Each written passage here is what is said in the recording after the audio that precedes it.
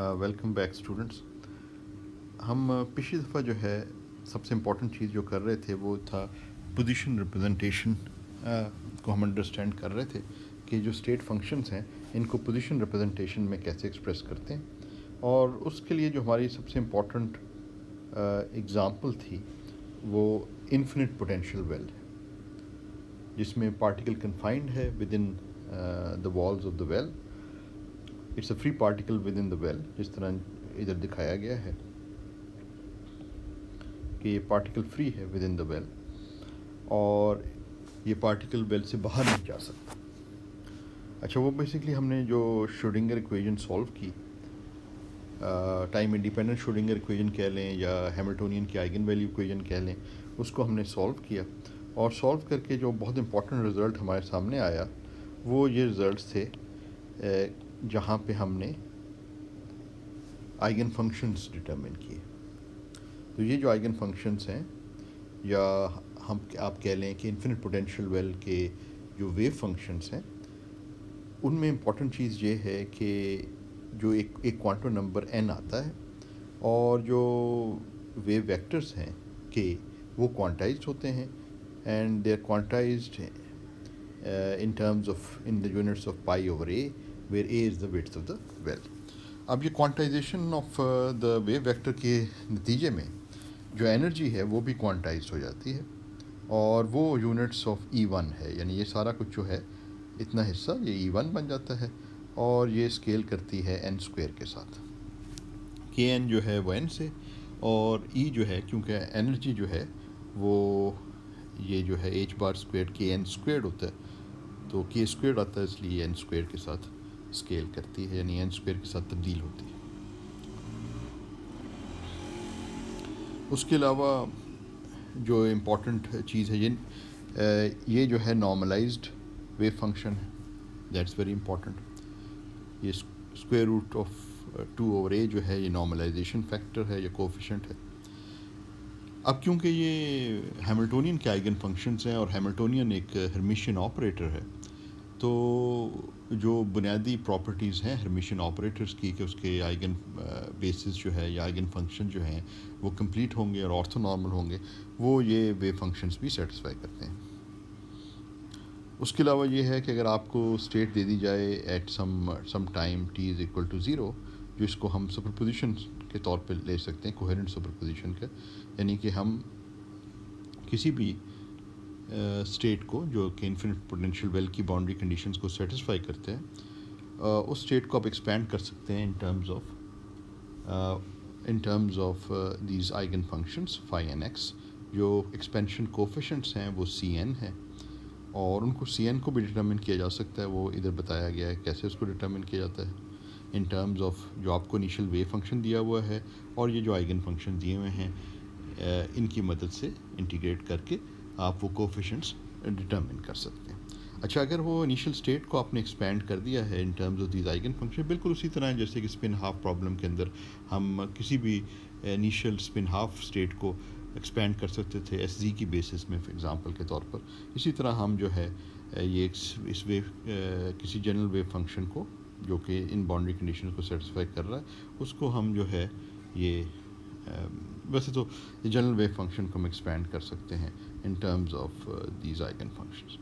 अच्छा, अगर हमने एक्सपेंड कर दिया इन टर्म्स ऑफ आइगन फंक्शंस, तो हमारे पास एक इनिशियल स्टेट आ गई है। अब इनिशियल स्टेट से हमने टाइम इवॉल्व्ड स्टेट मालूम करनी है, तो वही प्रिस्क्रिप्शन है, वही तरीक़ेकार है जो पहले भी था कि आपने ये एनर्जी डिपेंडेंट फेस फैक्टर्स से मल्टीप्लाई करना है, जो कि ये दिए हुए हैं इधर, और ये जो En आ रहा है वो इस केस के अंदर स्पिन हाफ के लिए और था एनर्जी आइगन वैल्यूज़, जहाँ पे ये हैं जो अभी हम थोड़ी देर पहले ऊपर हमने देखा था, तो वो आपने डालना, याद रखना है कि ये समेशन के अंदर आ रहे हैं, तो एनर्जी की डिफरेंट वैल्यूज़ जो हैं वो फेज फैक्टर्स में आती चली जाएंगी। फिर हमने ये देखा था कि ये जो है Px की ग्राउंड स्टेट नहीं, वो साफ ज़ाहिर भी था क्योंकि हैमिल्टोनियन की ग्राउंड स्टेट है, Px स्क्वायर की ये ग्राउंड स्टेट है, क्योंकि हैमिल्टोनियन जो है Px स्क्वायर्ड है, तो उसकी तो ग्राउंड स्टेट होनी, उसकी तो आइगन फंक्शन होना ही है, क्योंकि हमने उसी की आइगन वैल्यू इक्वेशन सॉल्व करके इसको हासिल किया। अच्छा, अब हम जो है एक दो फिर हमने एंड में ये भी चीज़ देखी थी कि एक्सपेरिमेंटली यानी एक्सपेरिमेंटल वर्ल्ड में, प्रैक्टिकल वर्ल्ड में आप जो है ये इस किस्म की इन्फिनिट पोटेंशियल वेल कैसे जो है फैब्रिकेट कर सकते हैं, बना कैसे सकते हैं। वो भी हमने देखा था कि आजकल ऐसी एक्सपेरिमेंटल टेक्निक्स हमारे पास अवेलेबल हैं जिनमें आप मुख्तलिफ सेमीकंडक्टर्स को ग्रो कर सकते हैं, एक लेयर के ऊपर दूसरी लेयर, दूसरी लेयर के ऊपर तीसरी लेयर। तो इस तरीके से आप जो हैं ये क्वांटम वेल्स बना सकते हैं, और क्वांटम वेल डायोड लेज़र जो है उसकी बहुत बड़ी एग्ज़ाम्पल है। तो ये चीज़ें ऐसी हैं कि जो सिर्फ किताबी नहीं हैं, बल्कि इनका हकीकत की दुनिया से गहरा ताल्लुक़ है। और बहुत सारी जो प्रैक्टिकल एप्लीकेशंस हैं, डिवाइसेस हैं, जैसे कि लेज़र्स हैं, डायोड लेज़र्स हैं, वो इसी क्वांटम मैकेनिकल जो है प्रिंसिपल्स के ऊपर बेस्ड हैं। तो जो आपने इधर सीखा है वो डायरेक्टली वहाँ पे अप्लाई होता है। इसी चीज़ों को सीख कर, समझ के लोगों ने वो चीज़ें, वो डिवाइसेस इन्वेंट भी की। अच्छा, अब हम एक दो छोटी मोटी चीज़ें जो रह गई हैं इसके हवाले से, उसको हम आज पहले कंसिडर कर लेते हैं। एक तो ये है कि अगर आप अपनी टेक्स्ट बुक पे जाएं तो एग्ज़ाम्पल है 5.3, वो वर्थ वाइल है देखना। उसकी वजह यह है कि एग्ज़ाम्पल 5.3 में जो है वो नंबर्स डाल के, यानी वैल्यूज़ डाल के, मसलन अगर आप ये मालूम करना चाहते हैं कि एक इलेक्ट्रॉन की ग्राउंड स्टेट एनर्जी क्या है, तो वो ग्राउंड स्टेट एनर्जी का मतलब है इन्फिनिट पोटेंशियल वेल। तो वो जो है n=1 लेवल जो है वो ग्राउंड स्टेट है, ठीक है ना, यानी n=1 स्टेट जो है वो ग्राउंड स्टेट है। और आपको याद है ना कि ये यहाँ पे शुरू में मैंने जो इधर बताया था, कहीं पे यहाँ पे देखिए ना, ये एनर्जी आइगन वैल्यूज़ जो हैं वो इस तरीके से गिवन है, ठीक है। n=1 अगर आप ले लेते हैं ना, कहीं पे मैंने बताया है ना, En जो है वो इस तरीके से लिखा जा सकता है इन टर्म्स ऑफ E1 जो है वो सारे π² h² ये फैक्टर्स। तो n= सबसे कम एनर्जी वाली जो लेवल होगी, या सबसे कम एनर्जी वाली जो स्टेट होगी, वो ग्राउंड स्टेट कहलाती बाय डेफिनेशन। तो स्टेट्स की एनर्जी जो है वो n² के साथ बढ़ रही है। n जो है वो सबसे कम जो n की वैल्यू है वो 1 है, तो 1 2 3 डिफरेंट वैल्यूज आ सकती हैं। तो सबसे कम जो वैल्यू आपके पास आएगी एनर्जी की, वो n=1 वाली एनर्जी होगी, यानी जब n को 1 आप डालेंगे तो n=1 स्टेट जो है, कॉरस्पॉन्डिंग स्टेट, वो ग्राउंड स्टेट कहलाएगी। तो जो हम कहते हैं कि ये ग्राउंड स्टेट ना इन्फिनिट पोटेंशियल वेल के लिए, तो हमारी मुराद होती है सबसे कम एनर्जी वाली स्टेट, और वो n=1 स्टेट होती है। तो E1 वाली जो ग्राउंड स्टेट है, ग्राउंड स्टेट एनर्जी जो है वो आपके पास π² h² twice of m electron का मास। बुक की नोटेशन में L है, हमारी नोटेशन में A है, तो हम A इधर डाल लेते हैं। तो this is the ground state energy.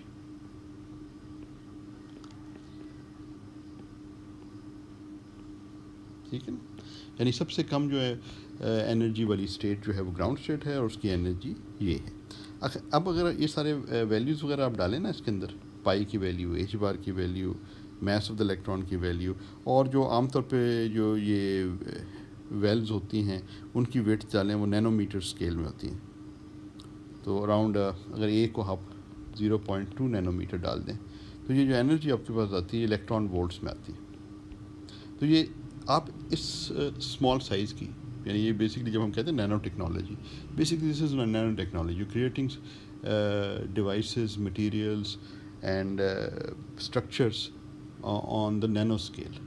तो ये किया जा सकता है, जिस तरह मैंने पिछले बताया था कि ये आप जो है ये लैब्स में फैब्रिकेट कर सकते हैं, ये कोई मुश्किल काम आप नहीं समझा जाता।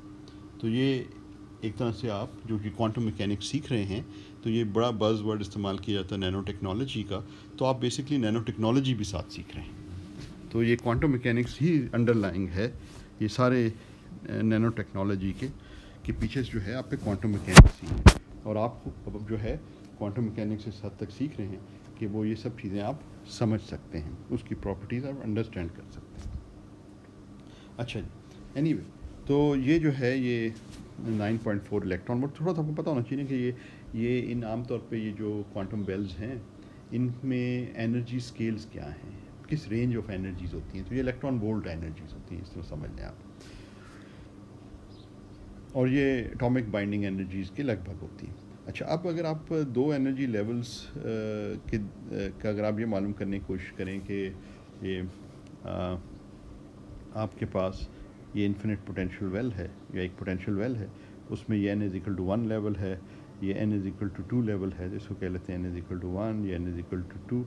आपको ऐसी डिवाइस बनाना चाहते हैं जो कि उस लाइट को इस्तेमाल करे जो n इज इक्वल टू 2 से n is equal to 1 transition के ज़रिए से हमें मिले, यानी कि वो फोटॉन्स जो कि आपको इलेक्ट्रॉन की transition from the n is equal to 2 state या 2 लेवल से 1 लेवल पे अगर ट्रांजिशन हो उसको, तो ये थोड़ा सा जो है ये उस सेंस में मैं बता रहा हूँ कि जिस तरह आप लेज़र्स अगर बनाएंगे तो वो इन्हीं ट्रांजिशन से आप वो लेज़र लाइट हासिल करते हैं, तो उसकी एनर्जी रेंज क्या होगी उसके मालूम करने के लिए आपको, अगर आपने 2 और 1 लेवल से ट्रांजिशन करनी है तो वेवलेंथ जो है वो आप लिख सकते हैं in terms of the energy difference between the 2 states.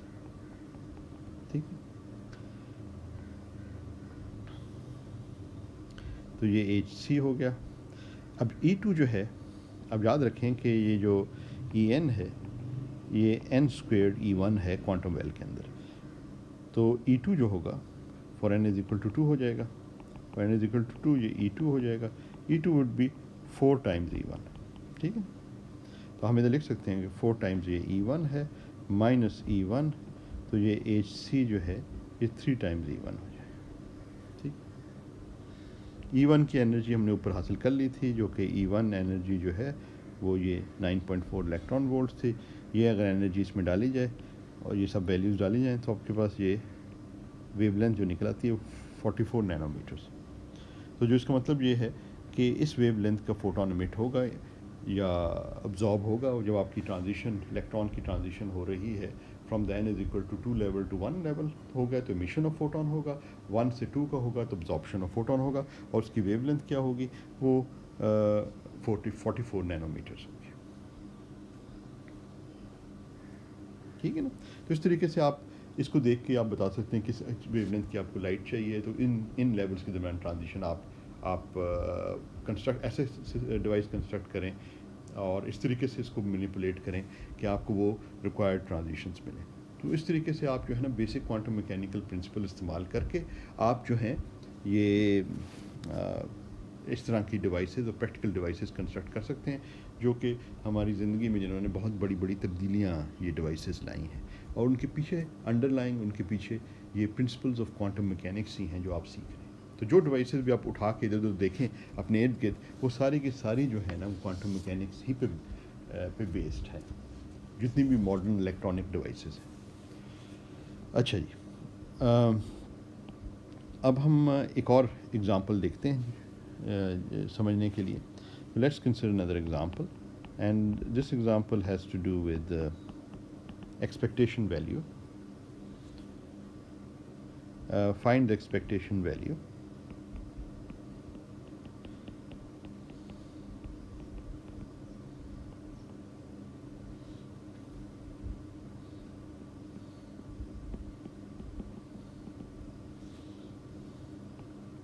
of a particle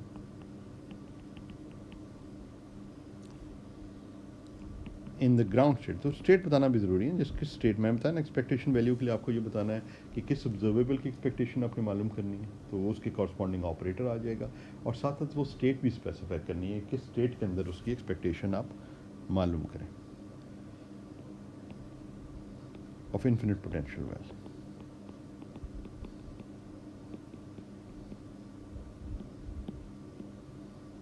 ठीक है जी, तो बेसिकली जो हमने करना है वो पोजीशन की एक्सपेक्टेशन मालूम करनी है।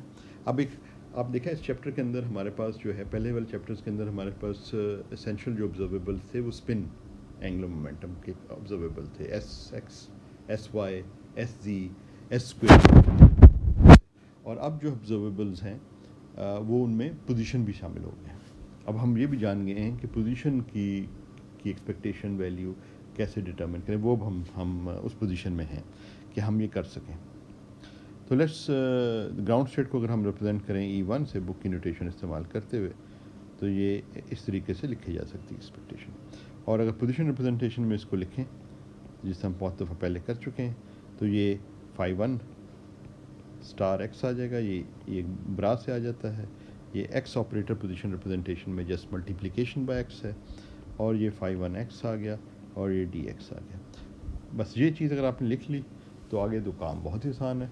मतलब आगे बेसिकली आपको मैथमेटिकल स्टेप्स ही लेने हैं, यानी कि इंटीग्रेशन ही परफॉर्म करनी है। तो इंटीग्रेशन परफॉर्म करनी है, इसके ऊपर आपने फाई 1 डालना है, फंक्शन फाई 1 जो फंक्शन है एक्सप्लिसिटली उसको डालना है, और वो आगे इसको सॉल्व करना है। तो इसको आप इस तरीके से कर सकते हैं कि -∞ to +∞, इसको इस तरह लिख सकते हैं फाई 1, क्योंकि ये कॉम्प्लेक्स कॉन्जुगेट है, ये फंक्शंस एक दूसरे के एब्सोल्यूट स्क्वायर की फॉर्म में लिखा जा सकता है, and you are integrating with respect to x. अब आपने सिर्फ और सिर्फ ये काम यही करना है, इसका फाई 1 एक्स की वैल्यू डालनी है और एस का एब्सोल्यूट स्क्वायर लेना है, और फिर इंटीग्रेशन करनी है। तो जब आप स्क्वायर करेंगे तो 2/√f(L), हमारे में नोटेशन में a है, तो let's keep with a, 2/a, और आपके पास 0 to a, क्योंकि जो a to infinity +∞ and -∞ to 0 जो है, ये वेव फंक्शंस जो हैं, तमाम wave function phi n x जो हैं वो ज़ीरो हो रहे होते हैं। तो इसलिए इंटीग्रेशन लिमिट जो है वो -∞ to +∞ भी आप लिख सकते हैं, और चाहें तो 0 to a लिख लें, वो एक ही बात है, क्योंकि बाकी वाला हिस्सा वैसे ही वो कंट्रीब्यूट नहीं कर रहा। तो ये sin स्क्वायर्ड पाई x/a आ जाएगा, ठीक है। अच्छा, और ये अपनी integration with respect to x कर रहे हैं, ठीक है। अब हम इधर अब हमारा टास्क बेसिकली इस इंटीग्रेशन को परफॉर्म करना रह गया, जो कि कोई इतना मुश्किल नहीं है। तो let y is equal to, हम चेंज ऑफ वेरिएबल कर लेते हैं, क्योंकि ये पाई x/a आ रहा है, तो ये पाई/a साथ साथ लेके जाने का कोई मकसद नहीं है, कांस्टेंट है। तो इसको एक चेंज ऑफ वेरिएबल कर लेते हैं, y को लिख लेते हैं पाई/ax, ठीक है। तो जब हम ये करें तो ये बेसिकली फिर जब x इज़ इक्वल टू 0 होगा तो y 0 होगा, जब x is equal to a होगा जो कि अपर लिमिट है, तो ये y इज़ इक्वल टू पाई हो जाएगा। तो इसका मतलब है हमारी जो इन टर्म्स ऑफ y जो हमारे पास ये एक्सपेक्टेशन वैल्यू है, ये हो जाएगी 0 to pi y sin squared y dy। ये अब कुछ सिंप्लीफाई हो गया। अब आगे जो है ना, आप जो है वो हाफ एंगल फार्मूला वगैरह इस्तेमाल कर सकते हैं कि साइन स्क्वायर को कॉस की फॉर्म में लिख दें, एंड सो फोर्थ। तो ये आप इस तरह लिख सकते हैं कि 0 to pi y 1 minus cos 2y divided by 2 dy, ठीक है। अब आपके पास ये दो इंटीग्रेशंस बन गई 1/2। अब हम वापस, ये एक्चुअली मैंने एक्सपेक्टेशन लिखी है तो मुझे इस पर या ओके सही है, तो ये हमारे पास ये आ गया।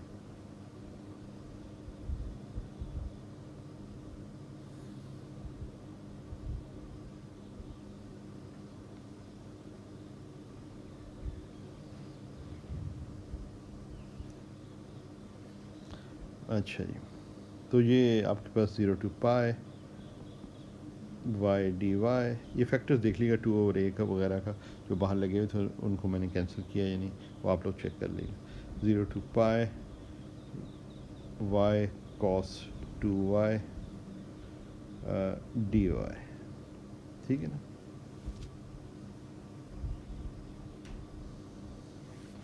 तो ये आपके पास बेसिकली मैंने इधर क्या किया था आपके, जो दोबारा से बता देता हूँ। ये x को जो है हम लिख सकते हैं, this implies x is equal to ay over pi, ठीक है, and dx is equal to a over pi dy, ठीक। तो फिर हमारे पास ये आ गया था। अच्छा जी, तो ये हमारे पास ये जो है ये चीज़ आ गई। अब इधर हम चाहें तो इसको इंटीग्रेशन बाय पार्ट्स कर सकते हैं इसके। इंटीग्रेशन बाय पार्ट्स करके हम इसको आगे सॉल्व कर सकते हैं। तो let's just go ahead with this. Y square over 2 0 to pi minus, अगर हम इस तरह करें कि इसको कंसिडर कर लें, आपको याद होगा ना इंटीग्रेशन में पार्ट्स में u dv होता है। अगर आपके पास इस किस्म का इंटीग्रल है तो एक आपके पास टोटली इंटीग्रेटेड v फंक्शन हो जाता है माइनस v du। तो आइडेंटिफाई आप कर सकते हैं कि इसमें इसको आप u कह सकते हैं, इस वाले को u कह सकते हैं, और इसको जो है dv कह सकते हैं। तो इसका मतलब ये है कि पहले वाले पार्ट में इस dv का जो है ना इंटीग्रेट करना पड़ेगा इसका। जब इसको इंटीग्रेट करेंगे तो आपके पास u तो वैसे का वैसे ही आ रहा है ये u, और v जो है जब आप इसको इंटीग्रेट करेंगे तो ये साइन बन जाएगा, sine 2y divided by 2 0 to pi minus 0 to पाई।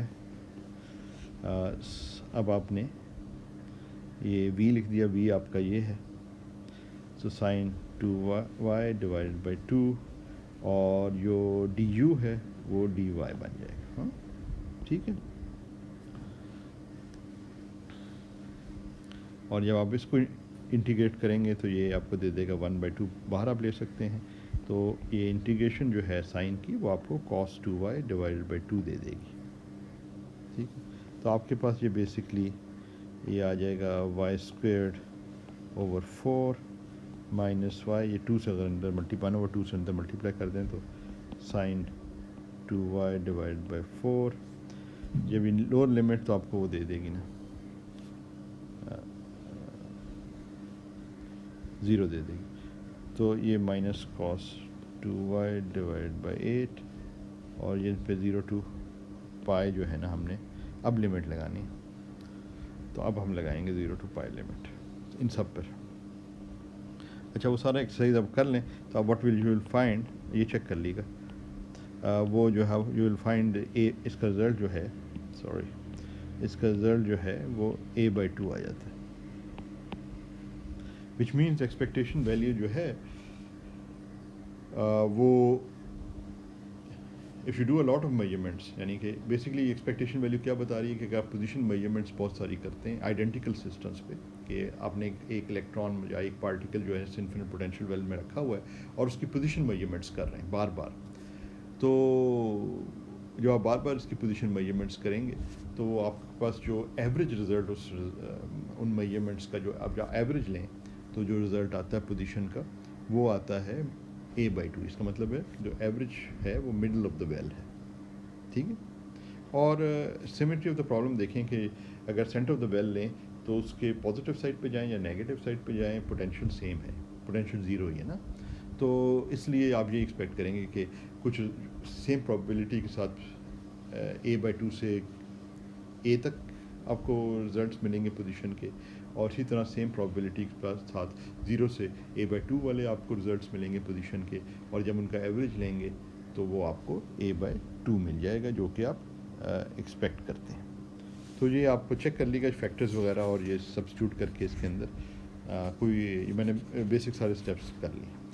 अच्छा, ये तो हमने बेसिकली यहाँ पे जो चीज़ हमने सीखी है वो ये सीखी है कि पोजीशन रिप्रेजेंटेशन की क्या इंपॉर्टेंस है। यानी हमने इधर जो किया है वो हमने पोजीशन रिप्रेजेंटेशन, या जैसे कई दफ़ा पोजीशन बेसिस भी कहते हैं, पोजीशन रिप्रेजेंटेशन में हमने बात की है अब। ठीक है ना, पोजीशन रिप्रेजेंटेशन का मतलब है कि हमारे जो वेव फंक्शंस हैं जो φ1x हैं वो हमें पोजीशन डिफरेंट स्टेट्स की डिफरेंट पोजीशन पे होने की का एम्पलीट्यूड बता रहे हैं। ठीक है ना, तो अब हम पोजीशन एज एन ऑब्जर्वेबल और उसके बारे में हम इंफॉर्मेशन हासिल कर रहे हैं थ्रू दीज वेव फंक्शंस। और हमारे लिए जो प्रोटोटिपिकल और इम्पॉर्टेंट एग्जांपल थी वो इन्फिनिट पोटेंशियल वेल वाली थी, जिसको भी हमने कंसिडर किया। ठीक है, अच्छा, अब हम जो है इसमें एक दो चीज़ें और भी हम देख सकते हैं कि चलें लेट्स डू अनदर एग्जांपल, ताकि ये चीज़ें आपको थोड़ी सी ज़्यादा क्लियर हो जाएं। Let me do another example. Let me consider a case where we have an infinite potential well of width a या l, जो भी आप कहना चाहें, और हम कहते हैं कि जी एग्ज़ाम्पल हम करते हैं और हम कहते हैं कि जी पार्टिकल जो है इन्फिनिट पोटेंशियल वेल में है, मगर जो उसकी इनिशियल स्टेट है which is the superposition of two states, वो ground state plus the second excited state, तो plus the first excited state. Let's say या कुछ भी आप ले सकते हैं, आप सुपरपोजिशन कितनी भी स्टेट्स की ले सकते हैं, इसलिए कोई इसमें मुश्किल नहीं है। मगर सबसे पहले जो है वो ये ज़रूरी है कि हम एल लेंथ उसकी या विड्थ ऑफ द वेल जो है वो एल है, और time T is equal to zero वो जो है, चलें इसको मैं थोड़ा सा एक और तरीके से लिखता हूँ ताकि आपके लिए थोड़ा सी आसानी हो जाए। Let's say that it is a superposition of two states, let's say phi 2x, yes इसको इस तरह ले लेते हैं, plus twice of phi 1x। मैं एक नॉर्मलाइज स्टेट कंस्ट्रक्ट करना चाह रहा हूँ। ये आपकी इनिशियल स्टेट है, this is the state at time t is equal to zero, this is your initial state.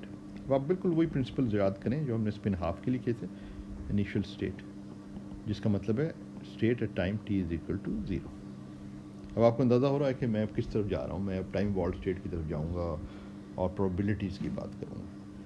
बिल्कुल उसी तरह जिस तरह स्पिन हाफ प्रॉब्लम में हमने time t is equal to zero या इनिशियल स्टेट लिखी थी, और वो इनिशियल स्टेट जो है वो was written in the eigen basis of the SZ operator for example, और फिर हमने देखा टाइम इवॉल्व स्टेट क्या है।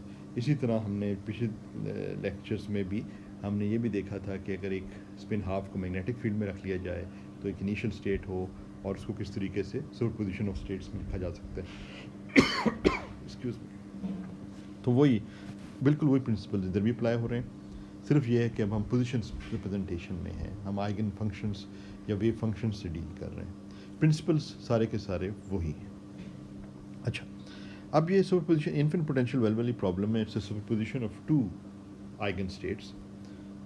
One is the first excited state n is equal to two state, ये टू जो याद करें फर्स्ट एक्साइटेड स्टेट कर सकते हैं, ये ग्राउंड स्टेट है, n is equal to one जो है वो ग्राउंड स्टेट है। ये इसका कोफिशिएंट 2 है, इसका कोफिशिएंट 1 है। पहली चीज़ जो हमने चेक करनी है, कुछ भी इसके साथ करना है तो हमें ये चेक करना है कि ये नॉर्मलाइज्ड होनी चाहिए। तो अगर हम देखें तो इसका कोफिशिएंट का एब्सोल्यूट स्क्वायर करें 4 है, इसका 1 है, 4 प्लस 1 5 बन जाता है। तो ये नीचे आपके पास 1/5 आ रहा है, स्क्वायर रूट तो वो भी 5 बन जाता है, तो इसका नॉर्मलाइज्ड स्टेट। अच्छा, अब हमारे पास क्वेश्चन ये है कि पहला क्वेश्चन हम ये रख सकते हैं, कि what is the time evolved state.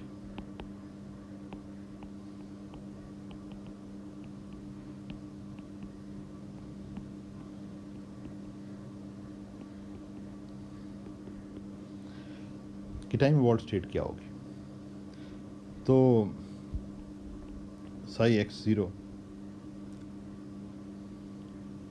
अच्छा इधर एक चलें कोई नहीं, टाइम इवॉल्व्ड स्टेट क्या होगी, let's write the time evolved state 1/√5, बाहर वैसे का वैसा आ जाएगा। टाइम इवॉल्व्ड स्टेट का मतलब ये है कि ये जो phi 2x स्टेट है इसके साथ जो प्री फैक्टर मल्टीप्लाई होगा, वो जो फेस फैक्टर मल्टीप्लाई होगा, उसमें जो एनर्जी आ रही होगी उसकी स्टेट की कॉरस्पॉन्डिंग एनर्जी होगी जो कि E2 है, ठीक है ना।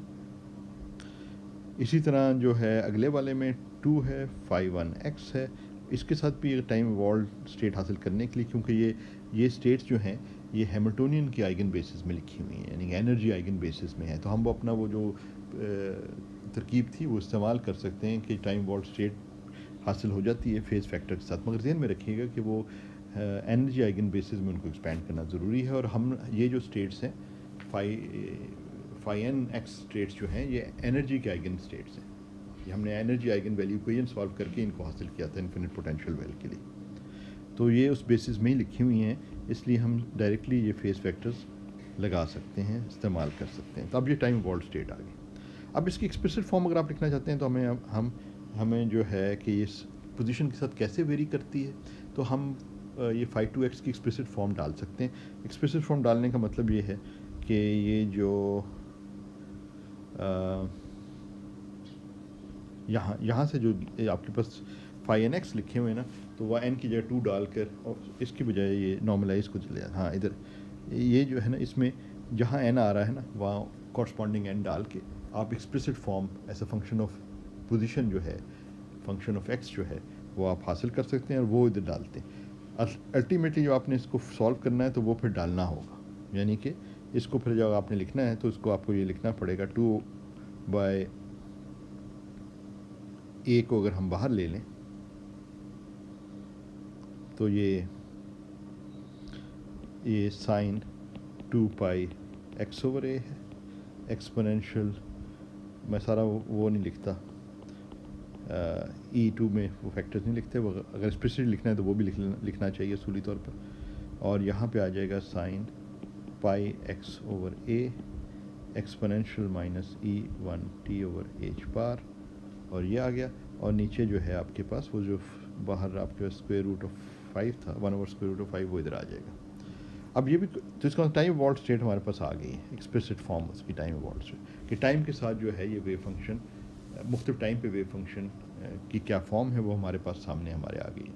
अब ये सवाल किया जा सकता है कि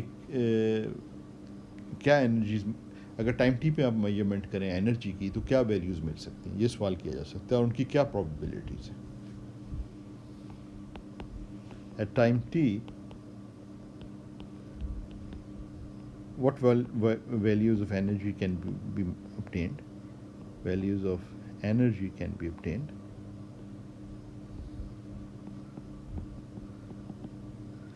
and with what probabilities.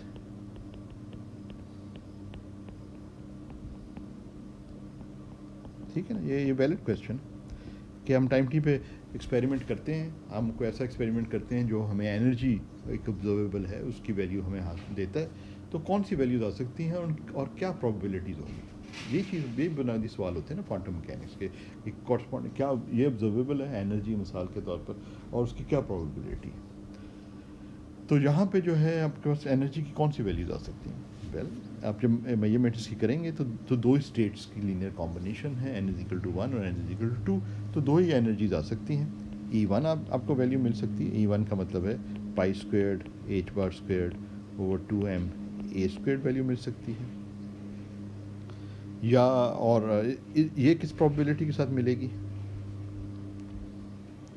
ये मिलेगी इसका कोफिशिएंट जो है ये स्क्वायर रूट 2 ओवर a तो इनके साथ लगा हुआ है ना अंदर, वो स्टेट का हिस्सा है, तो कोफिशिएंट जो है वो 2 है, तो आप जो कोफिशिएंट है वो basically 2 over square root of 5 है, और उसका जो एब्सोल्यूट स्क्वायर करते हैं तो प्रोबेबिलिटी आपको देते हैं, तो प्रोबेबिलिटी जो बन जाएगी वो 4 ओवर 5 के साथ इसकी प्रोबेबिलिटी है। और E2 जो है जिसमें यहाँ 4 टाइम्स ये हो जाएगा E2,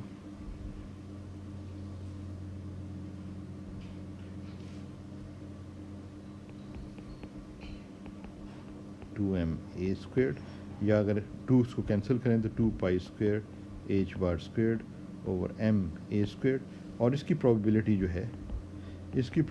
जो है वो ये वाली स्टेट है, इसका कोफिशिएंट 1 है, 1 ओवर 5 इसकी हो जाएगी। ठीक है ना, आप चाहें तो प्रोजेक्शन लेके इंटीग्रेट भी कर सकते हैं, और ये भी चाहें तो इसको डिराक नोटेशन में भी लिख सकते हैं और ये चीज़ मालूम कर सकते हैं। डिराक नोटेशन में लिखने का मतलब ये है कि आप बेसिकली ये लिख लें, साई को आप इस तरह भी लिख सकते थे कि या 1 ओवर स्क्वायर रूट ऑफ 5, ये पहली वाली इक्वेशन जो है ना, ये वाली इस वाली को वहाँ से पे सब चीज़ें आगे चलती, उसको हम लिख सकते थे ये ट्वाइस ऑफ 5, ये डिराक नोटेशन में है, it's linear combination of the 2 and 1 state. ठीक है, और पोजीशन रिप्रेजेंटेशन में इसको लिखना है तो x के साथ इसका इनर प्रोडक्ट आप ले सकते हैं दोनों साइड पे, तो वो फिर आपके वो ऊपर वाली चीज़ बन जाती है। तो आपने पोजीशन रिप्रेजेंटेशन लिख ली। डिराक नोटेशन का फ़ायदा ये है कि it's independent of position, I mean independent of representation. ठीक है, अब ये भी क्वेश्चन किया जाता है एक्सपेक्टेशन वैल्यू ऑफ एनर्जी क्या होगी, वो भी वैलिड सवाल है। ठीक है ना, तो वो अब आप खुद कर लेगा homework. What is the expectation value of energy,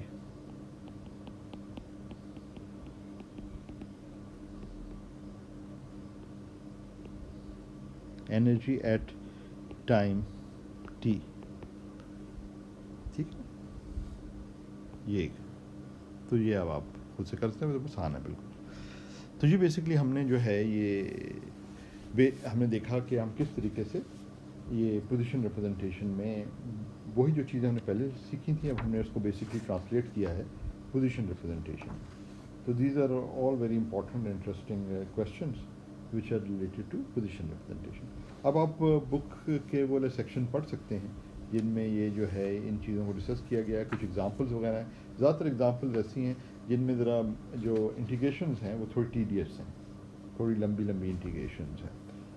बाकी कोई जो फिज़िकल प्रिंसिपल्स हैं वो जो मैंने आपको बता दिए हैं वो सारे के सारे इसको कवर करते हैं, वो कोई इतना मुश्किल नहीं है। वो सब चीज़ें यही हैं जो अभी हम डिस्कस की हुई। अच्छा, अब इस पॉइंट पर जो है एक चीज़, क्योंकि अब हम एंड ऑफ द सेमेस्टर पे आ रहे हैं, तो एक चीज़ जो इम्पोर्टेंट आप लोगों के साथ शेयर करनी है as far as these lectures is concern, और वो ये है कि हमें पोजीशन के अलावा जो इम्पोर्टेंट ऑब्जर्वेबल है मोमेंटम, हमने ये भी देखना है कि मोमेंटम रिप्रेजेंटेशन में स्टेट्स को कैसे लिखा जाता है, या दूसरे लफ्ज़ों में मोमेंटम ऑब्जर्वेबल्स के बारे में हमें इंफॉर्मेशन क्वांटम मैकेनिक्स से कैसे हासिल होती है, क्वांटम मैकेनिकल प्रिंसिपल्स हमें कैसे वो इंफॉर्मेशन देते हैं। तो उसके लिए जो है ना हम थोड़ा आगे बढ़ते हैं। अब बेसिकली वो हम चैप्टर 6 को डिस्कस करने लगे हैं आपकी किताब का, और उसमें जो है हम सबसे पहले जिस प्रॉब्लम को डिस्कस करेंगे वो एक्चुअली ये प्रॉब्लम सिंपलर प्रॉब्लम है। सिंपलर तो नहीं कहना चाहिए, मगर क्लासिकल अगर आप फिज़िक्स कर रहे होते हैं ना तो इस प्रॉब्लम को पहले करते हैं इन्फिनिट पोटेंशियल वेल की निस्बत, और वो है फ्री पार्टिकल प्रॉब्लम, यानी कि आप फ्री पार्टिकल की आइगन स्टेट्स मालूम करना चाह रहे हैं। ठीक है ना, फ्री पार्टिकल तो आप समझेंगे सबसे सिंपल है, उसमें तो पोटेंशियल एनर्जी की टर्म है ही नहीं, it should be the simplest, we should have started with this.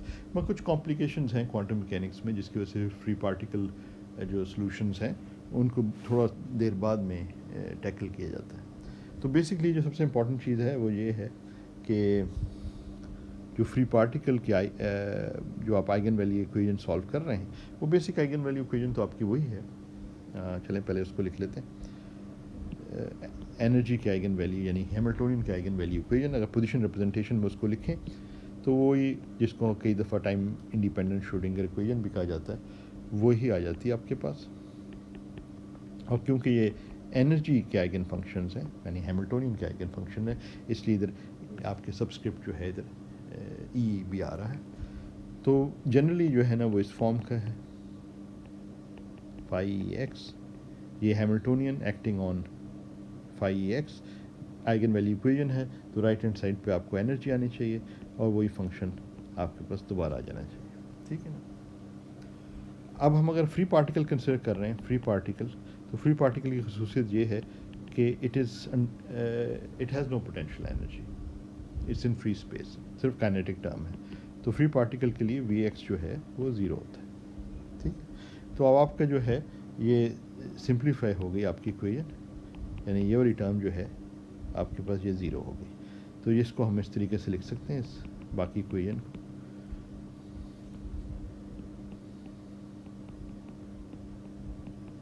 ये फाई ई एक्स आ गया। ठीक है, बेसिकली आपके पास ये फॉर्म इसकी बन गई। अब वो इसी तरह हमने जिस तरह किया था कि के स्क्वेयर जो है उसको हमने डिफाइन कर दिया था 2m e, ये जो आपके राइट हैंड साइड पे कोफिशिएंट आ रहा है ना, तो इसकी डायमेंशन जो है 1 ओवर द लेंथ स्क्वेयर्ड की, तो ये वेव वेक्टर हम इसे कह सकते हैं। तो ये d2 second derivative with respect to x of phi x जो है, इस इक्वेशन को हम सिंपली इस फॉर्म में भी लिख सकते हैं कि माइनस के स्क्वेयर फाई ई एक्स। अगर आप याद करें तो ये इक्वेशन वही है जो हमारे इन्फिनिट पोटेंशियल वेल वाले केस में थी, इनसाइड द वेल। ठीक है ना, वहाँ भी पार्टिकल के लिए कोई पोटेंशियल नहीं था, फ्री पार्टिकल था इनसाइड द वेल, सिर्फ काइनेटिक टर्म थी। सिर्फ आउटसाइड द वेल जो है फ़र्क सिर्फ ये है कि वहाँ बाउंड्री कंडीशन ये थी कि ये पार्टिकल जो है ये वेल से बाहर नहीं जा सकता। यहाँ कोई ऐसी बाउंड्री कंडीशन नहीं, particle is free to go anywhere on the x axis. One dimensional problem है, particle can only move on the x axis, समझ लें सिंगल लाइन पे मूव कर सकते हैं। अच्छा, जो फ्री पार्टिकल केस है ना, उसके लिए थोड़ा सा आप स्टैंडिंग वेव्स की बजाय, क्योंकि वो तो है नहीं, स्टैंडिंग वेव्स तो है नहीं, तो ये प्लेन वेव्स जो हैं are better solution differential equation का यहाँ भी साइन और कोसाइन की फॉर्म में लिखा जा सकता है, जिस तरह हमने वहाँ साइन और कोसाइन की लीनियर कॉम्बिनेशन में लिखा था। मगर ज़्यादा कन्वीनियंट हो जाता है अगर हम इसको जो है ये एक्सपोनेंशियल्स की फॉर्म में लिख लें। तो जो सोल्यूशन हम इस्तेमाल कर लें फ्री पार्टिकल के लिए, वो आम तौर से ज़्यादा कन्वीनियंट होता है अगर हम इसको आई के एक्स प्लस बी, दो कोफिशिएंट्स तो चाहिए ना आपको, जो कि बाउंड्री कंडीशंस फिक्स करेंगी सेकंड ऑर्डर डिफरेंशियल इक्वेशन। तो ये नॉर्मलाइजेशन से हम हासिल कर सकते हैं ए और बी के लिए, ठीक है ना। अच्छा, एक दो चीज़ें इसमें, क्योंकि ये सॉल्यूशंस जो हैं, अगर आप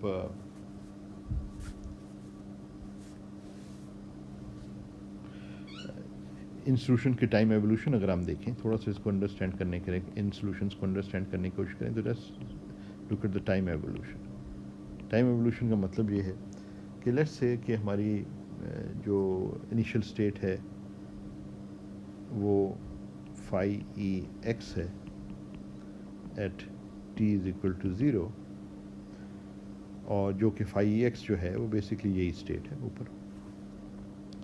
एट टाइम टी जो स्टेट हो जाएगी, क्योंकि ये स्टेट जो है ये एनर्जी आइगन फंक्शंस की फॉर्म में लिखी हुई है ना,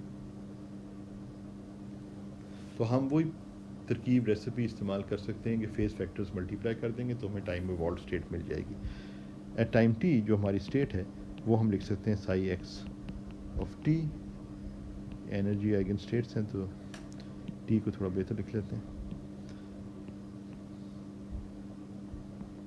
तो ये फाई एक्स हमारी जो इनिशियल स्टेट थी, और उसके साथ जो कॉरस्पॉन्डिंग एनर्जी का फैक्टर है ई इसकी एनर्जी है, तो वो मल्टीप्लाई हो जाएगा। तो अगर हम एक्सप्लिसिटली इसको लिखें तो ये बन जाएगा, ये ऊपर से exponential i k x plus b exponential minus i k x और exponential minus i E t over h bar, ठीक है।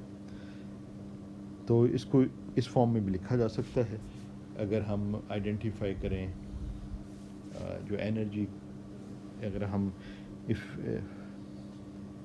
चलें इसको इस तरह पहले मैं लिख लेता हूँ फिर आपको बताता हूँ। ए exponential i k x minus omega T इसको लिखा जा सकता है, और अगली वाली टर्म को B exponential minus i k x plus omega T लिखा जा सकता है। सिंस ये क्यों लिखा जा सकता है, since E is equal to h bar omega, ये हम जानते हैं, ठीक है ना। इसको अगर इस्तेमाल करें तो एनर्जी को अगर ओमेगा की टर्म में एक्सप्रेस करें तो इस तरह लिखा जा सकता है। इसको लिखने का एक मकसद है, इसको लिखने का मकसद ये है कि इन एक्सप्रेशंस को अगर आप देखें तो ये एक्सप्रेशन इस फॉर्म की बन जाती है, exponential i k x minus omega over k t plus b exponential minus i k x plus omega over k t. अब ये जो ओमेगा ओवर के है फेज़ वेलोसिटी है, इसको वी लिख सकते हैं आप। तो अगर आप गौर करें तो ये पहला वाला फंक्शन जो है ना, ये F of x minus v t है, और ये वाला फंक्शन जो है F F x plus v t है। तो ये बिल्कुल वही है जिस तरह के आपके पास क्लासिकल मैकेनिक्स में वेव्स होती है ना, waves are described by these kind of functions. तो वेव की जो वेलोसिटी है, फेज़ वेलोसिटी, वो v है, और ये जो मैक्सिमम ऑफ द वेव जो है वो मुख्तलिफ टाइम्स पे मुख्तलिफ पोजीशंस पे प्रोपेगेट कर रहा है, और विद द वेलोसिटी v, ठीक है ना। तो इसमें जो x माइनस वी टी है, it represents a wave propagating to the right, x plus v t वाला फंक्शन जो है it represents the waves propagating to the left. तो एक तरह से जो हमारा free particle है, it's something like a wave which is propagating to the right and to the left, और one dimension में है तो it can only move जो है on the x axis, in the x direction, either in the positive x direction or in the negative x direction।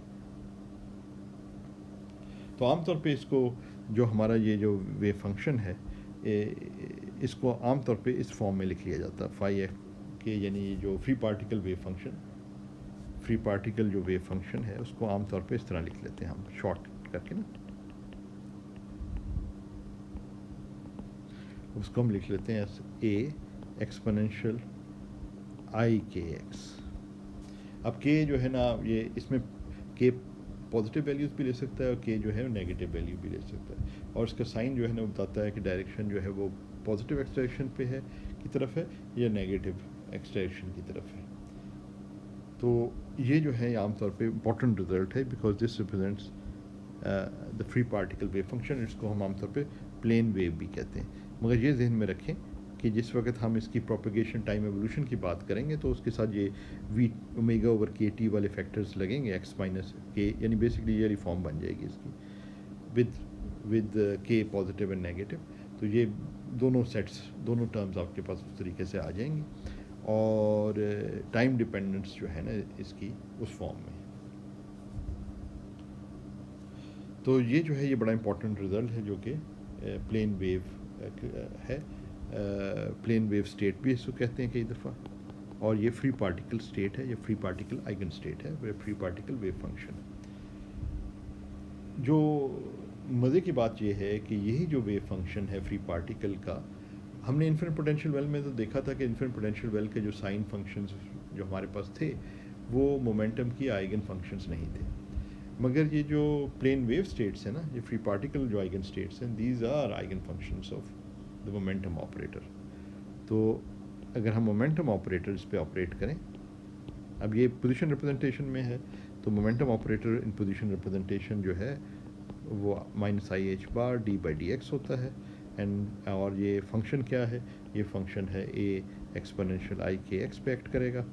तो ये जब इस पे एक्ट करता है तो ये आपको माइनस आई एच बार पहले आ गया, और यहाँ से आपके पास जो फैक्टर आता है वो आ जाता है आई के और ए एक्सपोनेंशियल आई के एक्स।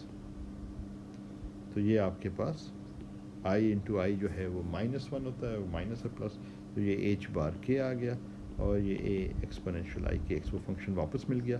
तो ये बेसिकली जो है आपके पास ये जो है ना आपके दोबारा फाइव के एक्स आ गया। तो ये आइगन वैल्यू इक्वेशन सेटिस्फाई हो रही है मोमेंटम ऑपरेटर की पोजीशन रिप्रेजेंटेशन। इसका मतलब these are eigen functions of momentum operator also with the eigenvalue h bar k. इसका मतलब पी जो आइगन वैल्यू है, नॉट एन ऑपरेटर नंबर, वो एच बार के है। ठीक है ना। तो these are eigen functions of the momentum operator. तो हम इसको पी अगर हम ये लिखें, पी इसको हम अगर पी कह लें तो ये बेसिकली हम इसको इस तरह भी लिख सकते हैं। अगर पी की फॉर्म में लिख रहे हैं तो ये याद रखते हुए कि p is equal to h bar k, तो कहाँ जहाँ के लिखा हुआ है वहाँ हम पी भी लिख सकते हैं। तो 5px is equal to p momentum 5px। तो this is in a sense momentum eigen value equation, जो बेसिकली ये और ये एक ही चीज़ है। ठीक है, सिर्फ पी लिख दिया उसकी जगह।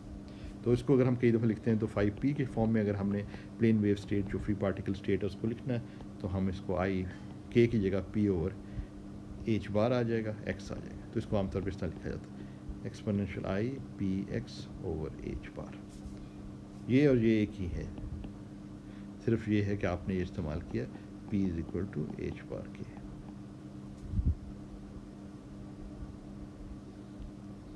ठीक है ना।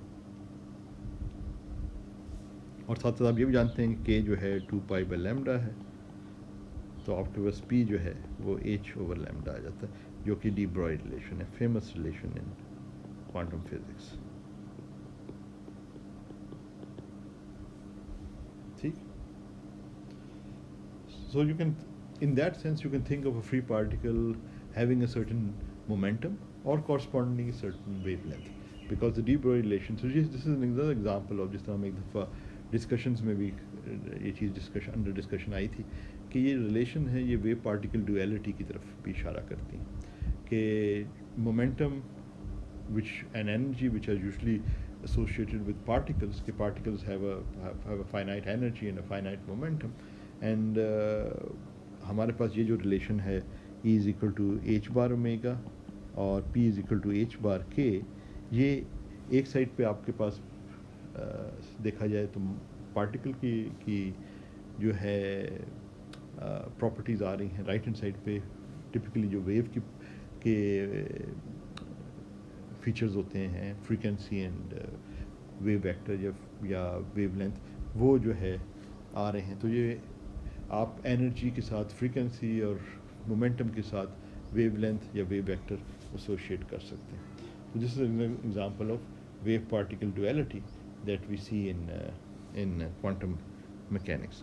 तो एनर्जी जो है फ्री पार्टिकल की वो p²/2m होती है, यानी सिर्फ काइनेटिक टर्म होती है, जिसको इस रिलेशन के मुताबिक h² k²/2m की फॉर्म में भी लिखा जा सकता है. तो अगर पार्टिकल जो है मोमेंटम फ्री पार्टिकल है तो उसकी डेफिनेट मोमेंटम है, क्योंकि जो eigen states of the momentum है वो फ्री पार्टिकल स्टेट्स हैं. तो उसका मोमेंटम अगर p है, अगर हम उसे कहें, तो उसकी जो एनर्जी है वो p²/2m है, उसका मास m है. और अगर हम उसको का वेव वेक्टर की टर्म्स में बात करें तो वो h² k²/2m है. तो ये जो है energy of a free particle बन जाती है. It is very different from its different in the sense कि वहाँ पे जो आपके पास इन्फिनिट पोटेंशियल वेल वाली प्रॉब्लम है, अगर आपसे इसका मुवाजना करें तो वहाँ पे क्योंकि बाउंड्री कंडीशन थी तो ये केस जो है क्वांटाइज हो गए थे, उसकी वजह से एनर्जी भी क्वांटाइज हो गई थी. यहाँ पे जो है वो वेव वेक्टर्स कोई बाउंड्री कंडीशन नहीं है, तो वेव वेक्टर्स क्वांटाइज नहीं हो रहे. यहाँ continuous values of wave vectors हैं, जो दूसरे उसमें कंटिन्यूस मोमेंटम वैल्यूज़ हैं. तो ये इम्पॉर्टेंट डिफरेंस आ जाता है. जिस तरह कई दफ़ा ये क्लास में भी डिस्कशन आई है कि कब जो है ये एनर्जीज क्वांटाइज होती हैं, कब कंटिन्यूस होती हैं. तो ये आपको एग्जांपल्स मिल रही हैं कि फ्री पार्टिकल के केस में आपके कंटिन्यूस एनर्जीज हैं, कोई वैल्यू भी एनर्जी की हो सकती है. Whereas in the infinite potential well problem they are discrete और क्वांटाइज वैल्यूज़. हर एनर्जी नहीं हो सकती पार्टिकल की अगर वो इन्फिनिट पोटेंशियल वेल वाले में है. तो आज हम इधर ही रोकते हैं, फिर यहाँ से आगे बढ़ेंगे.